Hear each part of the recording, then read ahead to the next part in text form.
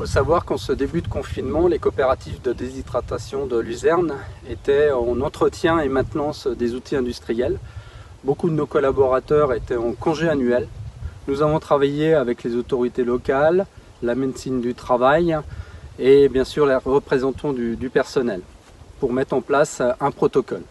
Le port du masque, la possibilité d'avoir du gel hydroalcoolique et les mesures barrières. Le télétravail est également mis en place pour le personnel administratif. Il faut savoir aussi que pendant ce début de confinement, on a eu beaucoup plus d'expéditions de granulés et balles de luzerne. On peut penser que les éleveurs, par crainte de pénurie de protéines, ont souhaité stocker donc de la production.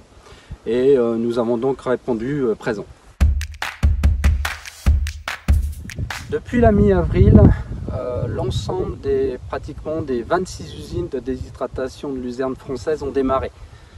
Nous ne sommes pas au complet au niveau des effectifs, ce qui nous oblige à travailler en flux tendu, mais en la matière, ça s'améliore tous les jours.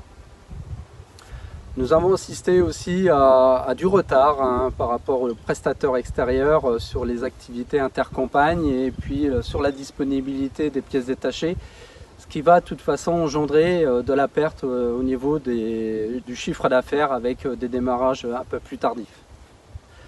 Je voudrais vraiment saluer aujourd'hui le volontarisme des salariés de la DESY et également l'entraide qui a existé entre toutes les coopératives de déshydratation françaises. Nous demandons que la luzerne déshydratée soit de nouveau reconnue dans un futur plan protéines qui pourrait être mis en place lors de la prochaine politique agricole commune. Mais la luzerne, ce n'est pas seulement de la protéine. C'est aussi, et c'est reconnu, de la biodiversité, de la qualité des sols, de la qualité de l'air. Nous demandons la mise en place d'un paiement pour services environnementaux.